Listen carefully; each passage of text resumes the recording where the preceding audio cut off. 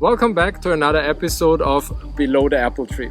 Today I want to talk to you about tree bark cheese. I brought two examples, one of which I actually made myself just a few hours ago. But before we get to taste them, and don't worry, we will get there, I want to talk to you about the history of tree bark cheese. It goes back to a time before we had those kinds of plastic to make molds from, and tree bark was used instead. So in the days before plastic, they were actually using tree bark to make cheese molds. In particular, they were using spruce tree bark because it has several properties that make it an excellent choice. One being that the bark itself is very thin, yet at the same time very flexible. The other one is that the spruce tree, of course, is quite common in the alpine areas where many of today's cheese traditions are from. Finally, and this is a quite important detail, are spruce trees quite well known for having a lot of small branches low down, those died off branches you can see here. They form, in the bark itself, they form natural, very resilient holes. Those holes were important to strain away the whey of the cheese. So what would they do? They would go to one of those trees, take a knife, I'm only using chalk here, I don't want to damage the tree, and then made a bottom cut and a top cut, and finally they were connecting it with one cut. Then they went under it and removed the whole bark in one piece, and finally sewed this part shut with some kind of a string. And that's everything they needed, and then they already had a mold. Next was just to put in the curds and press it, and all the whey would strain away through those natural, very resilient holes. If they would have drilled the holes afterwards, it would have damaged the fiber structure of the bark itself and ripped the whole mold, and it was unusable. This way, it was very resilient and could be used many times. Of course, if they made cheese molds from tree bark, they were killing the tree because you remove all the bark. But if you imagine how many cheese molds you can get out of a whole tree, quite a lot, and then you still can use the wood afterwards. So I think in a way it's quite a sustainable use of natural resources. Over time, people probably really started to enjoy the taste that tree bark gave the cheese within and kept it in there for longer, or simply used it as a transport container. Either way, the cheese started to stay in there for quite some time, and this gave more and more flavor to it. Being very curious as to how many of those food traditions we have today developed, I wanted to try it for myself. This is why I actually made cheese myself today, and not only the cheese, but I also made this mold, as you can see it here. Let me know if you can spot that it was the very first time for me trying it. So as we had cut down a spruce tree in the garden quite recently, I decided to make one of those bark molds myself. This is the finished result. You can see here where I sewed it shut, and there's also a bottom. I used one of those thicker branches of the tree, and you can see there are a lot of small branches sticking out, which now have a lot of holes in the bark. This was exactly what I was looking for. And not only that, I also decided to actually make an easy cheese myself and show you how to make it. I'm going to make Paneer cheese. It's an Indian kind of cheese which is made with raw milk and lemon juice to coagulate all the proteins. So let's start.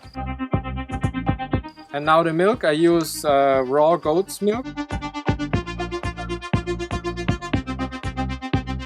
So that's 1.5 liters. So I'm now going to heat it up to around 85 degrees Celsius, and then I'm slowly going to add the lemon juice to coagulate all the proteins in the milk. So this is the lemon juice that I brought. The milk is now slowly starting to curdle. As you can see, all the white has clotted and there's only a little bit of yellow left. It is now time to pour everything into the mold.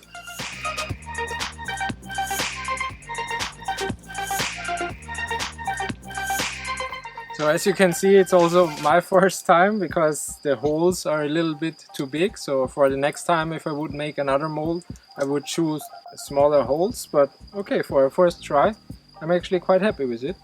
Normally you could also, of course, use all of the whey. It's perfect for baking bread with, or also just to drink. But as I'm here today in the garden, I'm just gonna fertilize the soil with it and hope to get more apples in the fall, so also a positive side. So the next step is to actually press it so all the curds form a beautiful nice cheese. I'm going to use the same branch where I've got the bark from. However, first I have to remove all the bits of branches. I just wanted to leave them on to show you. Be right back. So I have removed all the branches now, and I'm going to use it as a weight, which is going to slowly form the cheese. And then I'm gonna leave it like that, maybe add another piece of wood as a top weight, and I'm leaving it for maybe a few hours till it gets the perfect cheese shape. So a few hours later, this is the result. Let's take the weight out and let's see what does it taste like. And this is the result. You might be able to see it now with the sun. And now I'm trying to get it out.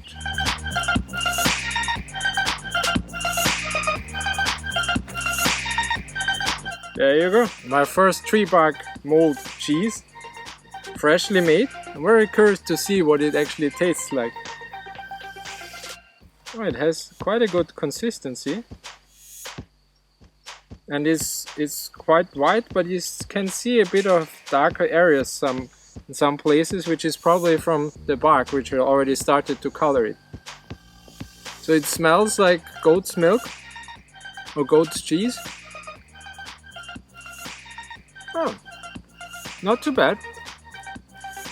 So it's definitely missing some salt, but other than this, it has this nice goat's cheese flavor, which you probably know. You already start to get the resinous, sappy kind of taste from the tree bark, and this only after a few hours. I'm happy with that. So, being very surprised with the results of my first try here, I'm of course by no means a professional cheesemaker. Fortunately, there are a host of really excellent cheesemakers out there who make a variety of bark wrapped cheeses. One of whom is Willy Schmidt. He is a Swiss national and actually one of the best cheesemakers in the world, who has reinvented the French or Swiss type of cheese, which is called sanglé.